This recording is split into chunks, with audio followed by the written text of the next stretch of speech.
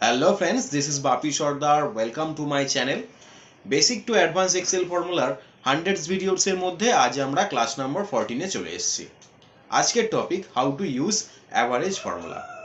তো average formula নিয়ে আপনাদের যাবতীয় সমস্যার সমাধান করতে এই চ্যানেলটিতে চোখ রাখুন। আর এখনো পর্যন্ত যদি সাবস্ক্রাইব না করে থাকেন এখনই সাবস্ক্রাইব করে এই চ্যানেলের সদস্য হয়ে যান। তো আর কথা না বাড়িয়ে চলুন আমরা ভিডিওটা স্টার্ট করি। এখানে এই সিটের মধ্যে কিছু স্টুডেন্টস আছে এবং তাদের কিছু সাবজেক্ট এখানে দেওয়া আছে এবং তাদের সাবজেক্ট ওয়াইজ কিছু নাম্বার এখানে দেওয়া আছে। আমাদেরকে এই সাবজেক্ট ওয়াইজ তাদের অ্যাভারেজ বার করতে হবে।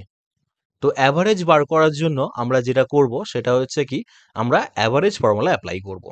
তো চলুন আমরা অ্যাভারেজ ফর্মুলাটা অ্যাপ্লাই করি। ইজ ইকুয়াল টু অ্যাভারেজ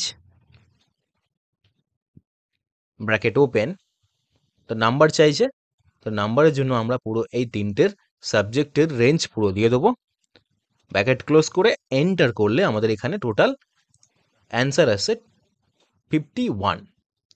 এবার আমরা এই ফর্মুলাটাকে ট্র্যাক করে দেবো। তো দেখুন আমাদের এখানে অ্যাভারেজ বেরিয়ে যাচ্ছে। এবার যদি আমরা এই টোটাল রেঞ্জের অ্যাভারেজ বার করতে চাই তাহলে আমরা কি করব, আমরা একইভাবে অ্যাভারেজ ফর্মুলাটা অ্যাপ্লাই করব। তো চলুন আমরা অ্যাভারেজ ফর্মুলাটা আরও একবার অ্যাপ্লাই করি। Is equal to average bracket open, number চাইছে, তো আমরা এই রেঞ্জটা পুরো দিয়ে দেবো। ব্র্যাকেট ক্লোজ করে এন্টার করলে এখানে আসছে 52।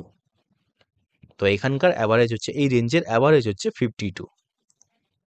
তো এভাবেই আমরা অ্যাভারেজ ফর্মুলা অ্যাপ্লাই করতে পারি। তো বন্ধুরা, ভিডিওটা যদি ভালো লাগে থাকে অবশ্যই লাইক, কমেন্ট এবং শেয়ার করবেন আর প্লিজ সাবস্ক্রাইব করবেন এই ধরনের আরও ইনফরমেটিভ ভিডিও পাওয়ার জন্য। থ্যাংক ইউ বন্ধুরা।